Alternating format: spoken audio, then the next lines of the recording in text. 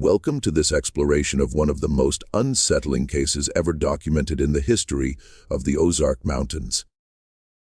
Before we proceed, I encourage you to drop a comment letting us know where you're tuning in from and the exact time you're hearing this narration. We're curious to learn which locations and at what hours of the day or night these recorded stories manage to reach. In the autumn of 1895, when the Ozark Mountains remained largely wild and untamed, a small settlement called Hollow Creek disappeared entirely in a single night.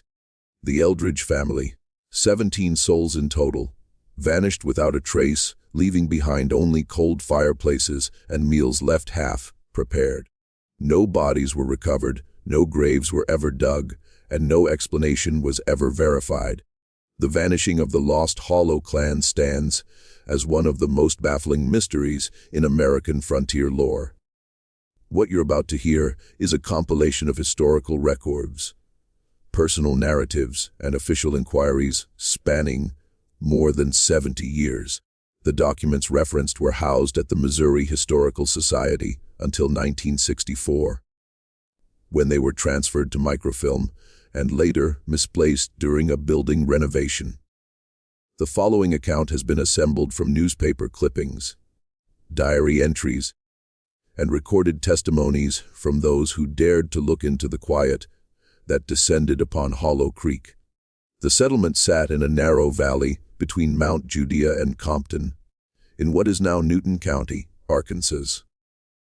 It could only be reached by a treacherous mountain trail that became impassable in winter. That isolation may explain why the disappearance went unreported for nearly 3 weeks. By then, the trail had gone cold, in every sense. Sheriff Thomas Layton of Harrison wrote in his official report, dated December 3, 1895, upon arriving at the place known as Hollow Creek, we discovered the settlement completely deserted. Livestock was missing from the enclosures, though feed remained in the troughs. The homes showed no signs of struggle or sudden departure. Personal items, clothing and family heirlooms, were still in place. The communal hearth held cold ashes, estimated to be about 3 weeks old.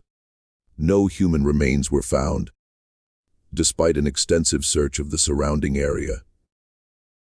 What happened to the Eldridge family and their companions? Why would an entire settlement abandon their homes without taking their belongings? And why has every subsequent investigation ended in dead ends, or in some cases, tragedy? The story of Hollow Creek begins not with its conclusion, but with its origin. And to grasp what unfolded during those fateful days of October 1895, we must first understand who the Eldridges were and why they chose such profound seclusion. Jeremiah Eldridge was born in 1842 in eastern Tennessee, the third son of a moderately prosperous tobacco farmer. County records from Greene County, Tennessee, show the family owned a modest but productive farm of about 80 acres. Jeremiah received a basic education at the local parish school until age 14, when his father decided his academic training was complete. According to family letters preserved by distant relatives, young Jeremiah showed an early fascination with geology and the cave systems common to the region, often spending hours exploring the limestone hollows near his childhood home.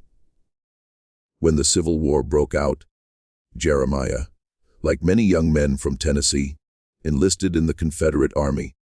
Military records indicate he served under General Nathan Bedford Forrest and took part in several major engagements, including the Battle of Shiloh. His service record notes he was briefly detained after the war, but was released under the general amnesty. What stands out about Jeremiah's military service is a gap in his documented whereabouts from June 1863 to February 1864. A letter from his commanding officer states, he was assigned to special duties of a confidential nature, the specifics of which were never detailed in official files. That period would later become significant to researchers probing the Hollow Creek mystery. After the war, Jeremiah returned to Tennessee to find his family's farm burned and his parents deceased. Victims of the chaotic violence that plagued the region during the conflict. His two brothers had died in battle at Gettysburg and Nashville, respectively. Alone and without means, Jeremiah worked as a laborer and trapper for several years before building a modest career as a fur trader. County records show he married Rebecca Hollister in 1868, a schoolteacher from a neighboring county whose family had also suffered losses during the war. Rebecca's diary, recovered years later from the abandoned settlement, describes their early relationship. Jay is not the same boy I knew before the war. There's a stillness to him now, a worriness. When he speaks of his time in service, he tells the same stories all veterans share. But sometimes at night, I hear him murmuring in his sleep about what they found and the voices from below. When I ask him in the morning, he claims not to remember such dreams. By 1870, Jeremiah had begun buying land in the remote reaches of the Ozarks, starting with a 120-acre parcel in what would later become Newton County, Arkansas. The land deed, preserved in county records, describes the property as mountainous terrain with limited farming potential, including a notable circular limestone depression, approximately half a mile east of the proposed homestead site. What drew Jeremiah to this particular valley remains a matter of speculation. The land wasn't especially fertile. The location was extraordinarily isolated, even by frontier standards, and the nearest town of any size was nearly 20 miles away over difficult terrain.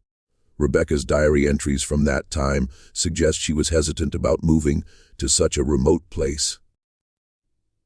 Jay insists this place has been waiting for us. When I express concern about raising the children so far from society and schooling, he tells me some knowledge is better gained away from the influences of a changing world. The Eldridges arrived at what would become Hollow Creek in September 1870, initially living in a temporary shelter while building their permanent cabin. Rebecca's diary describes those early days. The valley has a certain beauty, though the silence here carries a weight I've never known. The nearest neighbor is half a day's ride. Jay spends much of his time exploring the hollow east of our camp. He returns with odd rocks and sketches I cannot decipher. He says little about what he does there, but he seems more at peace than I've seen him since before the war.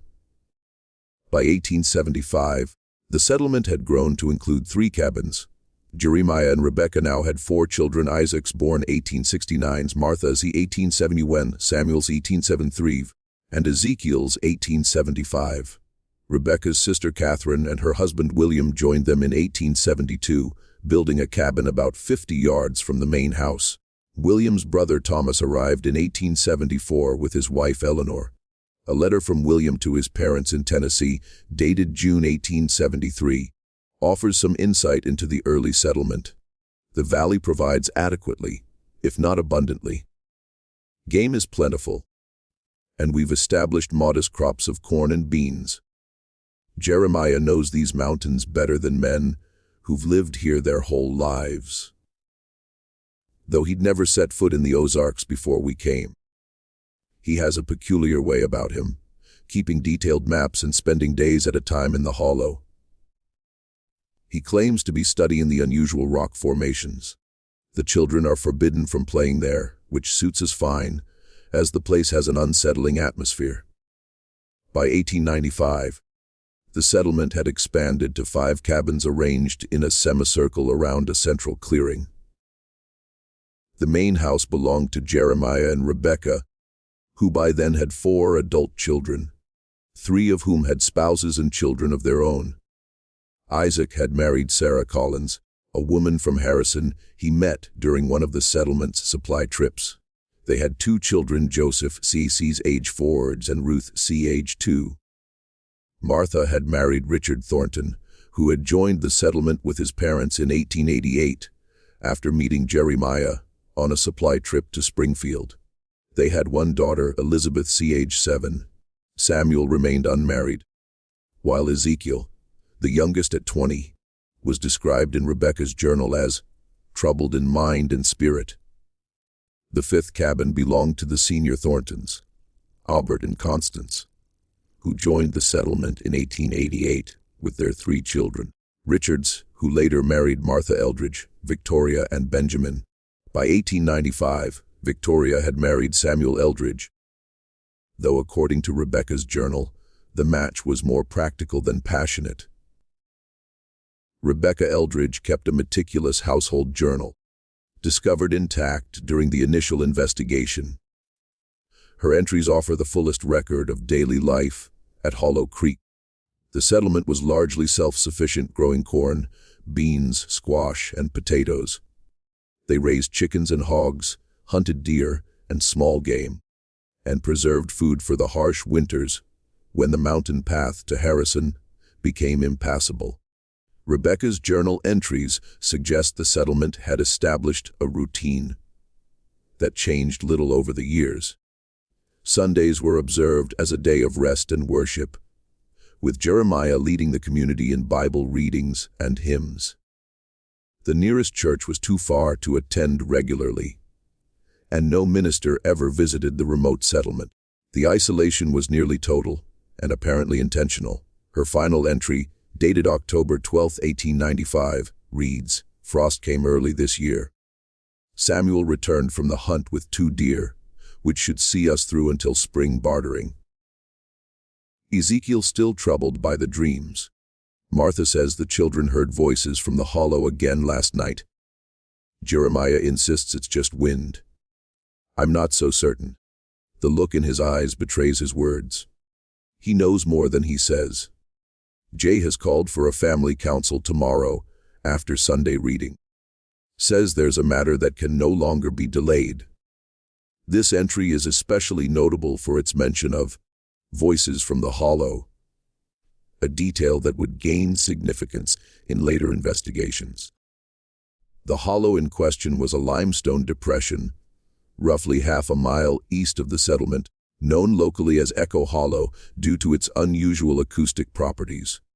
According to an 1872 surveyor's report commissioned to update property records, Echo Hollow was a near-perfect circular depression in the limestone bedrock, approximately 150 feet in diameter and 65 feet deep at its center. The walls descend at a consistent angle of about 40 degrees. The acoustic properties are remarkable, with even whispered words carrying clearly from one side to the other. Local guides refused to enter the depression, citing superstitious beliefs. The settlement's routine appeared unremarkable based on Rebecca's journal entries from the months leading up to the disappearance. They maintained their crops, prepared for winter, and engaged in usual frontier activities. Yet subtle signs of growing tension appear throughout her writing, increasing mentions of Ezekiel's night terrors, beginning in July 1895. References to unusual sounds from Echo Hollow appear with growing frequency from August onward. What disrupted this quiet existence? The first substantial clue comes from a letter written by Martha Eldridge to her friend in Springfield, Emma Cartwright. The letter, postmarked September 28, 1895, was found among Emma's possessions after her death in 1932. In it, Martha wrote, "Dearest Emma, I pray this letter finds you and the children in good health. How I miss our conversations and your steady guidance during these troubling times. Father's behavior grows more peculiar by the day. Since returning from his last trip to Harrison, he speaks of little besides the need for vigilance. He has taken to carrying his rifle even to family meals. Mother says it's just his war memories returning, but I see how she locks the cabin door now, even during daylight hours. The children are affected by the tension, though we try to shield them.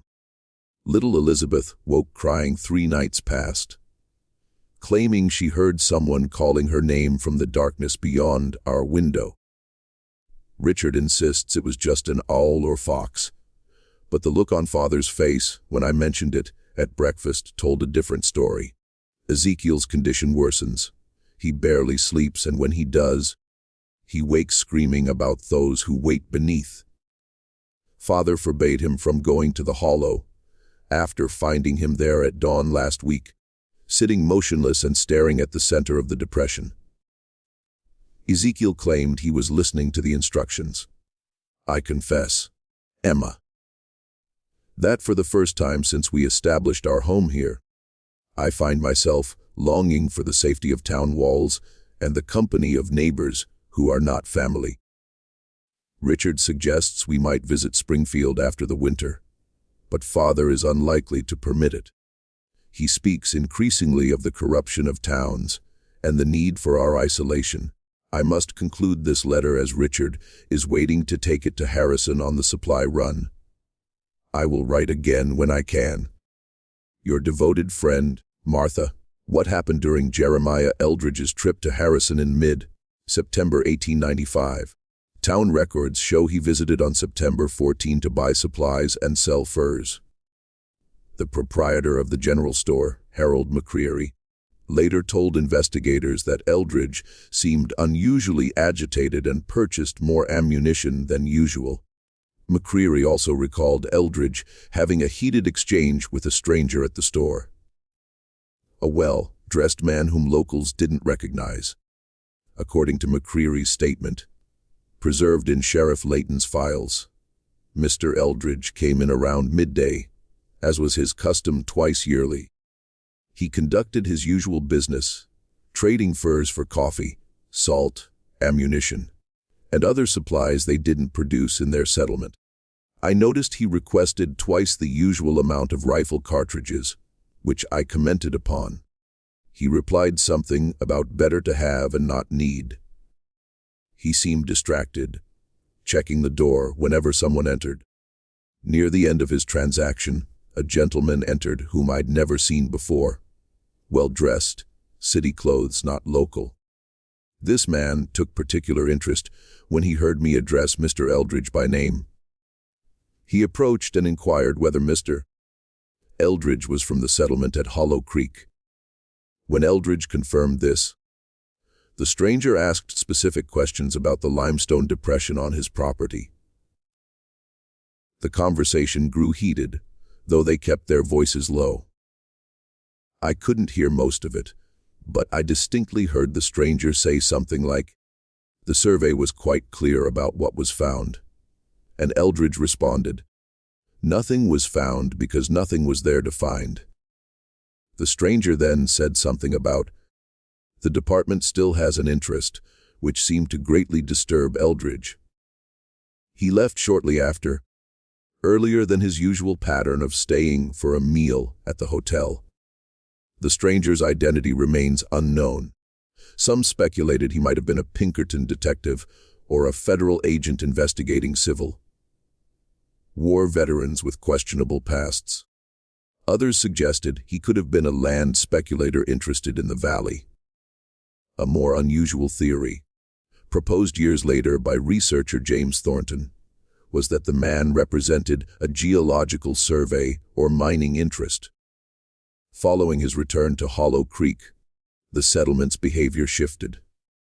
According to the sparse available evidence, Rebecca's journal notes increased hunting expeditions, the preservation of extra food stores, and the repair of cabin walls and roofs, all typical winter preparations, but conducted with what she described as uncommon urgency.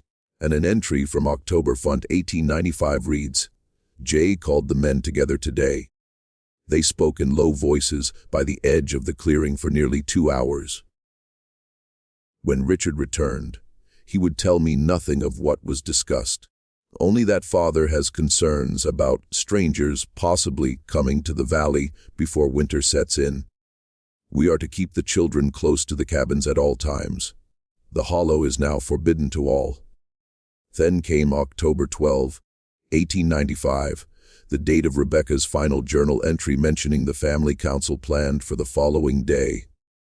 After this, the historical record goes silent until November 2, when Jacob Turner, a trapper from Jasper, stumbled upon the abandoned settlement while seeking shelter from an early snowstorm. Turner's account, given to Sheriff Layton and preserved in county records, describes a scene both ordinary and deeply unsettling. I'd been working my trap lines when the storm blew in earlier than expected. Knowing the Eldridge place was nearby, I made for it, hoping for shelter till the weather broke. I approached just before dusk. First thing I noticed was the absence of smoke from the chimneys, which struck me as odd given the bitter cold. I called out, but received no answer. The cabin stood open to the elements, which no frontier family would permit, especially with winter coming on. Inside the main house, I found a table set for the evening meal, with food partially prepared but abandoned. A pot of stew had boiled dry on the hearth. In one corner, a child's doll sat propped against a rocking chair, as if waiting for its owner's return. A Bible lay open on a side table, with a pair of reading spectacles folded neatly upon it. I checked each cabin in turn, finding similar scenes of ordinary life suddenly interrupted. In one, a half-mended shirt lay with needles still stuck in the fabric. In another, a checkers game appeared abandoned mid-play. The root cellar was well stocked with preserved food. The barns contained hay and feed, though no livestock remained, except for a few chickens that had gone feral. Their horses and mules were gone, but oddly, most of their tack remained hanging in the stable. Most disturbing was the silence. Anyone who spends time in the mountains knows they're never truly quiet. There's always the wind, or birds, or small creatures moving in the brush. But that evening, as I moved among the cabins, calling for any sign of the family, the silence felt complete, as if the very air was holding its breath. I spent an uneasy night in the main cabin, barring the door, though there was no sign of threat or danger.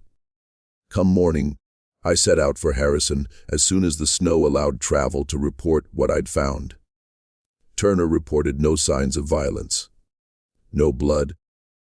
No indication of struggle or conflict. The settlers' few horses were gone, but most of their possessions remained, including items of significant value like Rebecca's silver hairbrush and Jeremiah's prized pocket watch, which was found on the mantel. The initial investigation by Sheriff Layton and his deputies found little to explain the community's disappearance. They discovered no graves near the settlement, no bodies in the surrounding woods. The most disturbing detail was the complete absence of any trail. The recent snowfall had covered whatever tracks might have existed, leaving investigators literally and figuratively cold. Sheriff Layton's official report contains this observation: the absence of any sign of violence or struggle suggests the settlers left voluntarily. Yet the abandonment of valuable possessions and winter supplies defies logical explanation. No frontier family would leave food, tools, and shelter behind with winter approaching unless under extreme duress. Yet we found no evidence of what might have caused such a hasty departure. We conducted a thorough search of the surrounding area to a radius of approximately 3 miles, focusing particular attention on the limestone depression described in prior surveys. This geological feature, while unusual, revealed nothing of note beyond a single set of footprints, partially filled with snow leading to its center, and then returning to the settlement. The age of these tracks could not be determined with certainty.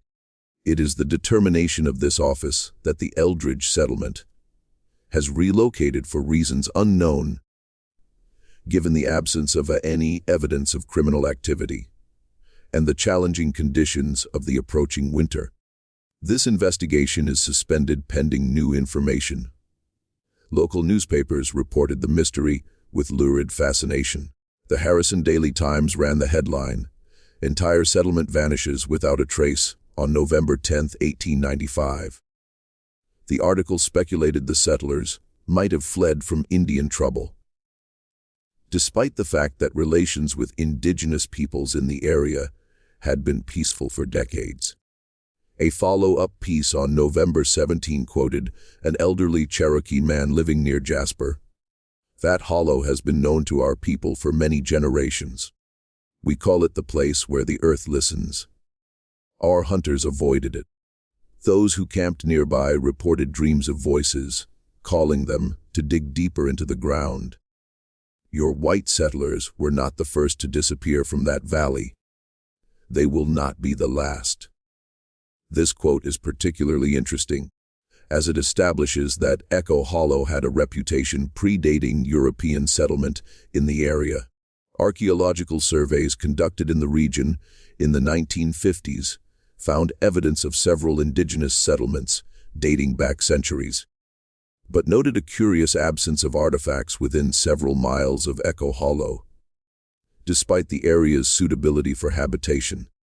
As winter descended on the Ozarks, the investigation stalled. Spring brought renewed efforts, but no new evidence emerged. The settlement stood empty, a silent testament to an unexplained tragedy. Eventually, the county auctioned the land and possessions in 1897.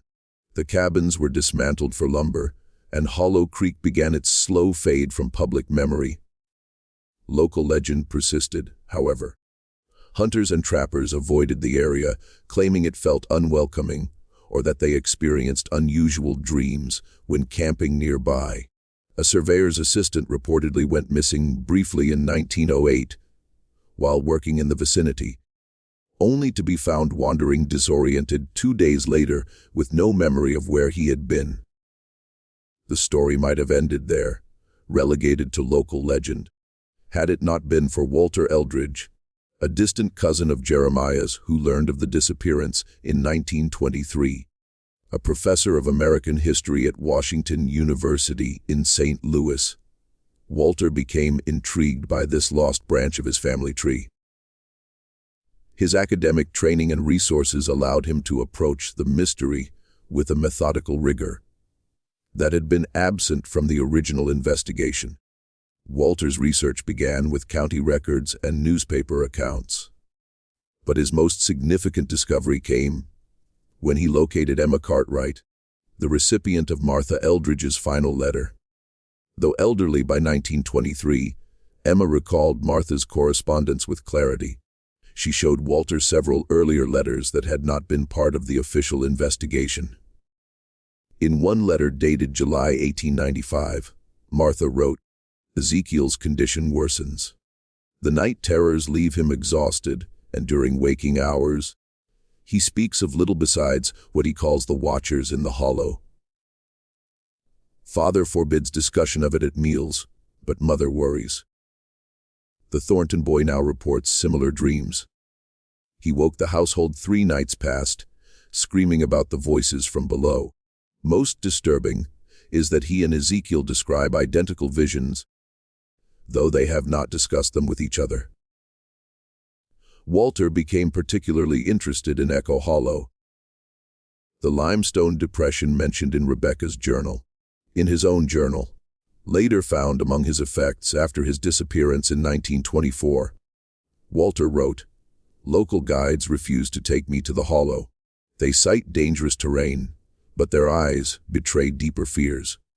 One old-timer in Jasper told me that even before the Eldridges settled there, the place had a reputation. The Cherokee apparently avoided it, calling it the place where the ground listens. A similar reluctance exists among the current population. When I inquired at the general store about hiring a guide, conversation stopped, and I was firmly but politely discouraged."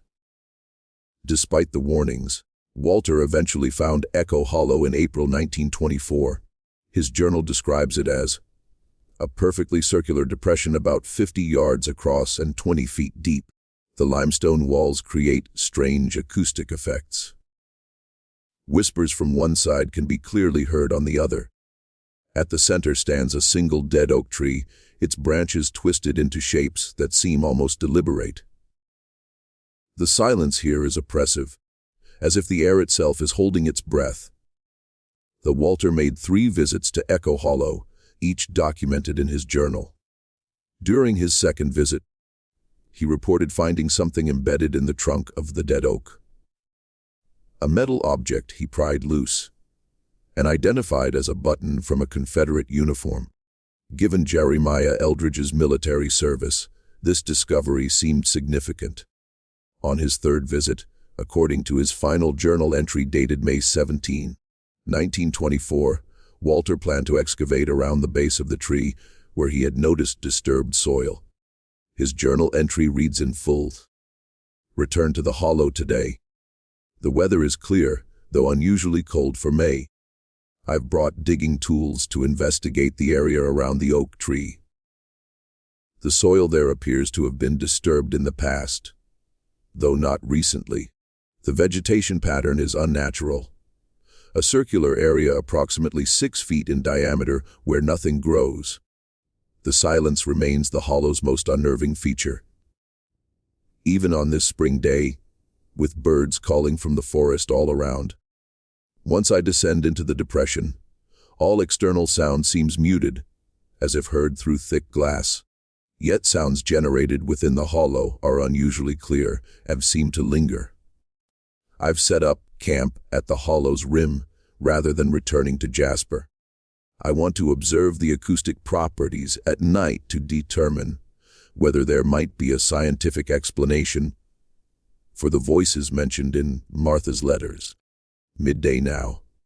I've begun excavation around the base of the oak. The soil is loose and appears to have been previously dug up and replaced. Approximately 8 inches down, I've encountered a layer of flat stones arranged in what appears to be a deliberate pattern. I'll continue carefully. Afternoon. Beneath the stone layer I found a small metal box, approximately 6'4" inches. Military issue by the look of it. It's locked, but the lock is rusted. I should be able to open it with my tools back at camp. The sound is back today. Not wind, not an echo, something else. His journal ends abruptly after that line.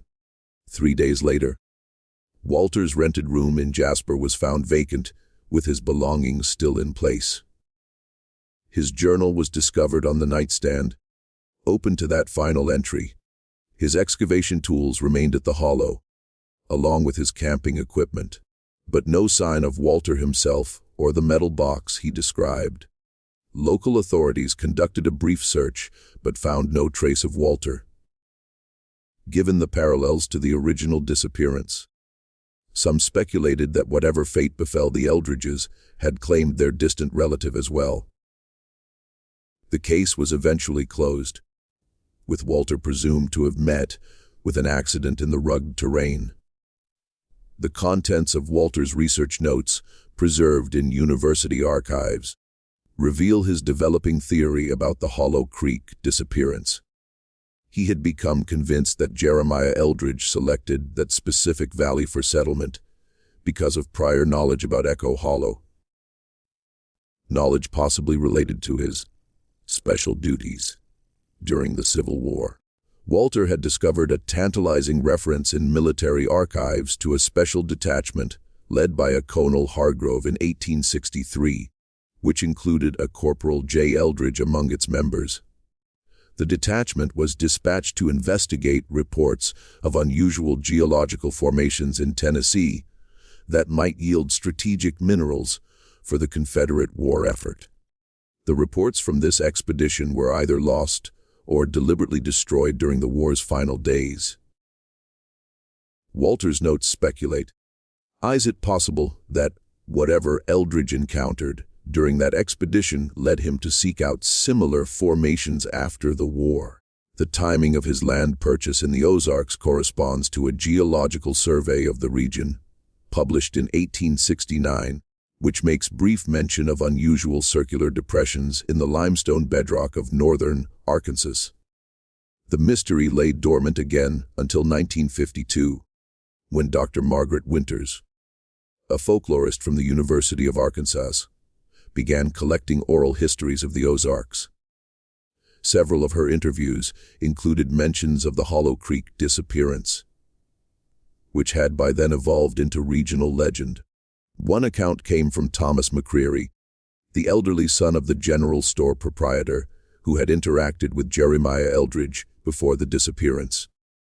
Thomas, who was a child in 1895, claimed his father had shared additional details that never made it into official reports.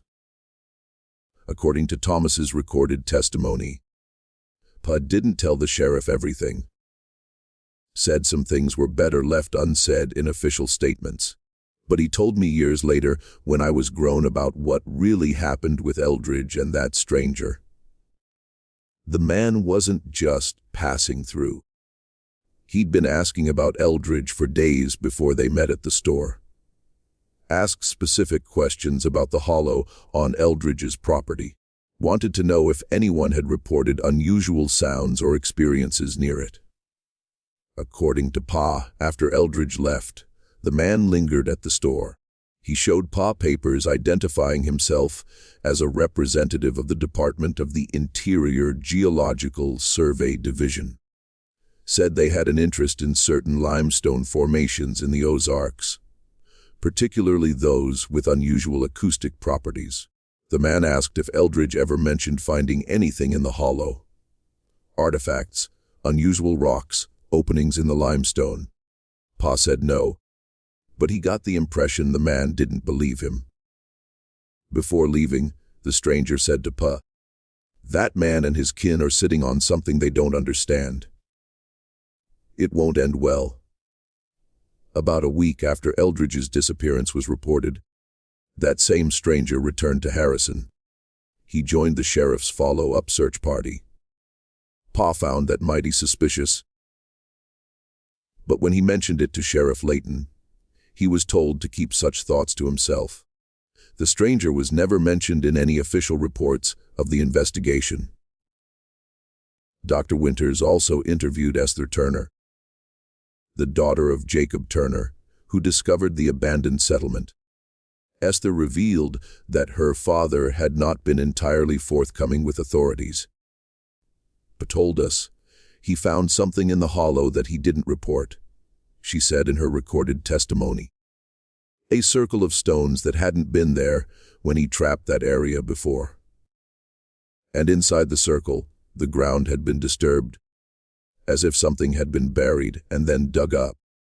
He also told us, though he'd never admit this to any official, that he spent 2 nights at the settlement, not just one, as he claimed. On the second night, he said he heard what sounded like voices coming from the direction of the hollow. Not normal voices, he said, but something that spoke directly into his mind. He packed up and left at first light, and never returned to that valley again. For years after, he'd wake up in the night, claiming he could still hear those voices calling him back. These new accounts prompted Dr. Winters to visit Echo Hollow herself in the summer of 1953. She brought along a graduate student, Raymond Carter, and equipment to document the site photographically. Their expedition yielded several significant findings. First, they located the dead oak tree mentioned in Walter Eldridge's journal, though by 1953 it had fallen and was mostly decomposed. Around its former base, they discovered a small metal box containing what appeared to be journal pages written in a tight, cramped script. Water damage had made most of the text illegible, but certain phrases could be deciphered, including repeated references to those who watch from below and the voices that are not voices. Dr. Winters's field notes include this transcription of the fragments that remained legible. Arrived at the hollow as instructed. The formation matches the description from the Tennessee expedition. The acoustic properties are identical. Colonel H believes these formations are not natural, but constructed for a specific, we know. Voices become clearer at night. They speak of things buried deep, of knowledge from before. The same promises made at the Tennessee site. Colonel H insists we must. The excavation reached 30 feet below the surface today. The limestone gives way to a different material, unlike any rock formation documented in geological literature. It absorbs sound completely, creating a sensation of pressure on the eardrums. When 3 men refused to continue the excavation after the dreams began, Colonel H arrested them for desertion, though we are not technically a military operation anymore. The War Department officially disbanded our unit, but the colonel insists our work is vital to the Confederacies. Found the opening today. It extends downward at a sharp angle. The air emerging from it is cold and carries a faint odor of metal and something organic yet unfamiliar. Colonel H plans to descend tomorrow with survivors regrouped at Rendezvous Point. Only 5 of us remain. Colonel H is not among them. The expedition is officially terminated. We sealed the entrance as best we could and disguised the excavation site. Agreed that the location must never be.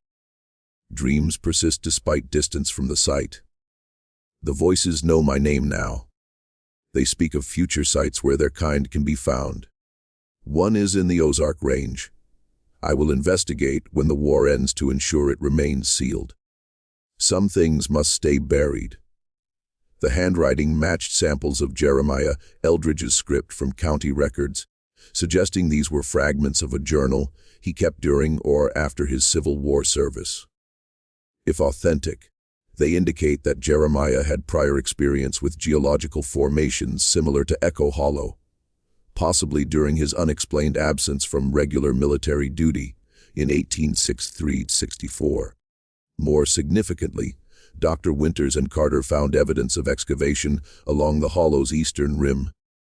Not recent work, but something done many decades earlier and since overgrown.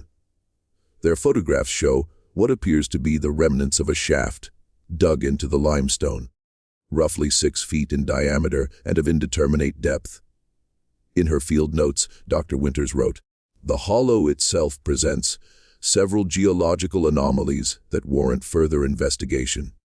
The limestone formation does not match typical Ozark karst structures." Carter noted that the circular depression appears almost too perfect to be natural. The acoustic properties are indeed remarkable. A whisper from one side carries perfectly to the other, while sounds from outside the hollow seem muffled once you descend into it.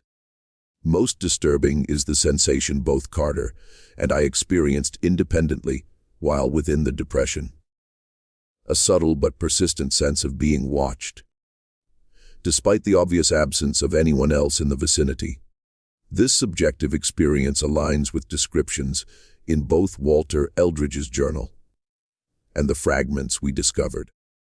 The excavation site on the eastern rim appears to have been deliberately filled in and disguised at some point in the past.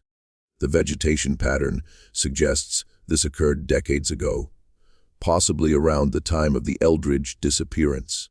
Clearing away the surface growth revealed a shaft lined with timber supports in an advanced state of decay.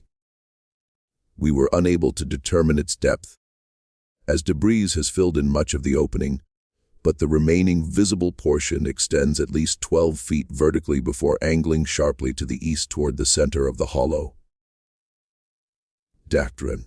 Winters planned a return expedition with university backing and proper archaeological equipment. Her proposal to the department, dated September 1953, outlined plans for ground, penetrating radar surveys and systematic excavation of the eastern rim site. The proposal was approved for the following summer. However, in a development that adds yet another layer to the mystery, Dr. Winters abruptly withdrew her proposal in December 1953. She took a leave of absence from the university and, upon returning 6 months later, refused to discuss Hollow Creek or her research there. When Carter attempted to publish their preliminary findings, Dr. Winters actively opposed it, threatening legal action if he proceeded. Carter, in a private letter to a colleague that surfaced after his death in 1986, wrote, "Margaret returned from her second trip to the hollow a changed woman. She went back alone in November, against my strong objections, saying she needed to verify certain measurements before winter made the site inaccessible. She was gone for 3 days. When she returned to Fayetteville, she immediately burned her field notes and photographs. When I pressed her for an explanation, she would only say that some things should remain buried, and that she would not be responsible for what might follow if our findings became public. I asked her directly what she found during her solitary visit. She refused to answer, but her hands shook as she lit a cigarette. And Margaret was not a woman easily shaken. The only detail she would share was that she had found evidence of recent activity at the shaft site, suggesting someone else had been excavating there recently. The most troubling aspect was her insistence that we destroy the journal fragments we'd recovered. When I objected on academic grounds, she became uncharacteristically emotional, saying, "They're still there, Raymond. Whatever happened to the Eldridges, to Walter? It's still there, waiting in the dark, and it knows we've been looking for it." To Tudret. Winters never published her Ozark Folklore collection and requested that her recordings of interviews related to Hollow Creek be sealed in university archives until 50 years after her death. She passed away in 1968, and the recordings were finally made available in 2018. Unfortunately, the reel containing the interviews with Thomas McCreary and Esther Turner was missing from the collection. The final chapter in the investigation of the Lost Hollow clan came in 1964, when James Thornton, a graduate student researching his thesis on frontier communities, discovered county records that had been overlooked in previous investigations. Among these was a land survey conducted in 1872, 3 years after Jeremiah Eldridge established his settlement. The survey noted an unusual circular depression on the property and included a surveyor's comment that local indigenous guides refused to enter the area. More intriguingly, the survey mentioned evidence of prior excavation work of unknown purpose or origin. This suggests that the hollow had been a site of interest even before the Eldridges arrived, raising questions about whether Jeremiah selected that particular valley by chance, or if he was drawn there for specific reasons related to the hollow. Thornton also uncovered a partial inventory of items found in the abandoned settlement, which listed something not mentioned in previous accounts. One leather-bound journal, pages removed, cover marked with unknown symbols, found beneath floorboards in main cabin. This journal was not among the items preserved from the investigation, nor was it ever officially logged into evidence. Sheriff Layton made no mention of it in his reports, suggesting either an oversight or deliberate omission. Perhaps most significantly, Thornton discovered a death certificate for Harold McCreary, the general store proprietor who had witnessed the encounter between Jeremiah Eldridge and the mysterious stranger. McCreary died on December 12, 1895, just days after giving his statement to Sheriff Layton. The cause of death was listed as apoplexy, but a note from the attending physician mentioned the patient exhibited unusual symptoms, including auditory hallucinations and extreme agitation in the 24 hours preceding death. Armed with these new discoveries, Thornton visited Newton County in the spring of 1964. According to his correspondence, he located Echo Hollow and spent several days documenting the site. In his last letter to his thesis advisor, dated June 12, 1964, he wrote, "I've found something that may explain everything. A narrow crevice in the eastern wall, hidden behind vegetation. It extends deep into the limestone. I've acquired climbing equipment and plan to explore it tomorrow. If my theory is correct, the Eldridges didn't leave Hollow Creek. They went deeper into it." Thornton was reported missing 3 days later, when he failed to return to his rented room in Jasper. A search party found his camping equipment and notes at Echo Hollow, but no sign of Thornton himself. The crevasse he mentioned was located but was deemed too narrow for adult human passage beyond a certain point. The search was abandoned after a week. Thornton's thesis, incomplete at the time of his disappearance, proposed that the Eldridge settlement was not randomly placed, but deliberately established near Echo Hollow, because Jeremiah had prior knowledge of something significant about the location, perhaps related to his Civil War experiences or connections. The thesis suggested that the voices mentioned in Rebecca's journal and Martha's letters might have been something more tangible than imagination. Perhaps the sound of others already in the hollow. Individuals unknown to most of the settlement residents. It further speculated that the excavation noted in the 1872 survey might have been Jeremiah's own work, conducted in secret. A particularly intriguing section of Thornton's draft thesis connects the Hollow Creek mystery to other historical incidents. The pattern of unusual acoustic properties, followed by reports of voices, followed by disappearances, is not unique to Echo Hollow. Similar accounts exist in historical records from at least 3 other locations across the Appalachian and Ozark regions. Dating back to the early 19th century in 1834, a surveying party in eastern Tennessee documented a perfect circular depression in limestone bedrock with remarkable acoustic properties. The lead surveyor reported hearing voices, unlike any human speech, when camping near the site. 3 members of the party subsequently vanished. While conducting measurements of the depression, the official report attributed their disappearance to desertion. In 1851, a small mining operation in southern Kentucky was abandoned after workers reported hearing voices from the rock face. The mine owner documented unusual formations in the limestone that created unnatural acoustics. The operation ceased when 3 miners disappeared overnight, leaving their possessions and uncollected wages behind. Most relevant to the Hollow Creek incident is an 1863 Confederate military expedition to a location in eastern Tennessee that matches the description in Jeremiah Eldridge's fragmentary journal. Military records confirm that a special detachment led by Colonel Hargrove, including Corporal Eldridge, was dispatched to investigate an unspecified site of strategic interest. Of the 12 men who set out on this expedition, only 5 returned.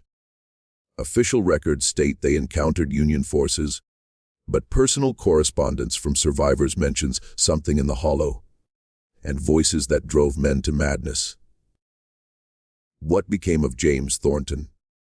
Like Walter Eldridge before him, and the Lost Hollow clan before that, he simply vanished. His research materials were archived at the university until 1968, when they were transferred to microfilm. During a reorganization of the archives in 1969, the microfilm went missing and has never been recovered. And so, the mystery of the Lost Hollow clan remains unsolved. An entire community of 17 people vanished without a trace from a remote Ozark Valley in 1895. Those who have investigated their fate over the decades have met with obstacles, silence, or have themselves disappeared. What remains are fragments, journal entries, letters, testimonies, survey notes that hint at something beyond ordinary explanation, not necessarily supernatural, but certainly outside common experience. The limestone hollow with its perfect acoustics and evidence of excavation, the references to watchers and voices, the strange behavior of Jeremiah Eldridge after his encounter with a mysterious stranger, the disturbed soil that Jacob Turner found but never reported. Echo Hollow itself still exists, though it now lies within private property and is inaccessible to the public. Satellite imagery shows the circular depression, just as described in historical accounts. The surrounding forest has reclaimed the land where the settlement once stood. No archaeological excavation has ever been conducted at the site. Perhaps the most disturbing aspect of this case is not what we know, but what has been systematically removed from the record. Dr. Winters's destroyed notes and missing recordings, the disappeared microfilm of Thornton's research, the journal with unknown symbols that vanished from evidence. It suggests not just a mystery, but a concerted effort to keep that mystery buried. Local attitudes toward Echo Hollow remain one of superstitious avoidance. Even today, residents of Newton County are reluctant to discuss the location or the legend of the Lost Hollow clan. As one elderly man in Jasper told a journalist in 1957, some places just don't want to be known. That hollow, it keeps its secrets, and those who try to dig them up, well, the ground might just decide to keep them too. In the absence of definitive evidence, we are left with questions. Did the Eldridge clan flee from some threat, real or perceived? Did they fall victim to violence, their bodies hidden so well that no trace was ever found? Or, as James Thornton's unfinished thesis suggested, did they find something in Echo Hollow? Something that had been there long before them? Something that Jeremiah perhaps knew about all along? The limestone karst of the Ozarks is honeycombed with caves and underground passages, some extending for miles beneath the surface, many still unmapped. Is it possible that Echo Hollow connects to this subterranean world? And if so, what might have drawn the settlers into its depths on that October night in 1895? We may never know. The documents are fragmentary, the witnesses long dead, the physical evidence eroded by time. Each investigation has ended without resolution, often with the investigator themselves becoming part of the mystery. One final note bears mention. In 1977, a hiker in the area reported finding a child's shoe near where Echo Hollow was believed to be located. The shoe, weathered but identifiable as late 19th century manufacture, was turned over to local authorities. Tests determined it likely belonged to a girl of about 7 years of age, the same age Martha Eldridge's daughter would have been in 1895. The shoe was stored as evidence, but when researchers requested access to it in 1983, they were informed that it had been mistakenly disposed of during a cleanup of the evidence room. Dr. Eleanor Blackwood, a geologist who examined Echo Hollow as part of an unrelated karst survey in 1992, noted in her report, "The depression exhibits several anomalous features that suggest it may not be entirely natural in origin. The perfect circularity is unusual for karst formations. Ground-penetrating radar reveals unusual density patterns beneath the surface that do not match typical limestone compositions. Most notably, sound measurements confirm the exceptional acoustic properties reported historically, including frequency amplification of certain low tones that fall just at the threshold of human hearing. These properties could potentially create auditory phenomena that might be interpreted as voices under certain conditions." Dr. Blackwood's report was filed with the United States Geological Survey, but was classified as restricted access in 1994 for reasons not specified in public records. In 1998, a local historian named Robert Jenkins attempted to compile all available information on the Hollow Creek disappearance for a book on Ozark mysteries. His manuscript was never published. According to his widow, Jenkins abandoned the project after a visit to Newton County in late 1998. She reported that he returned from the trip visibly shaken, destroyed his notes, and refused to discuss what he had discovered.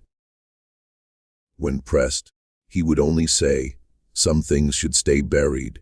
Jenkins died of a stroke in 2002. Among his personal effects was a small metal button from a Confederate uniform and a fragment of limestone with unusual markings that his widow described as not natural, like something had carved symbols into it. These items disappeared from Jenkins's study before they could be examined by experts, and so the silence around Hollow Creek continues. broken only by occasional whispers of those who remember the legend. The Ozarks keep their secrets well. The limestone hollow remains a perfect circle in the forested hills, where sounds carry strangely in the ground.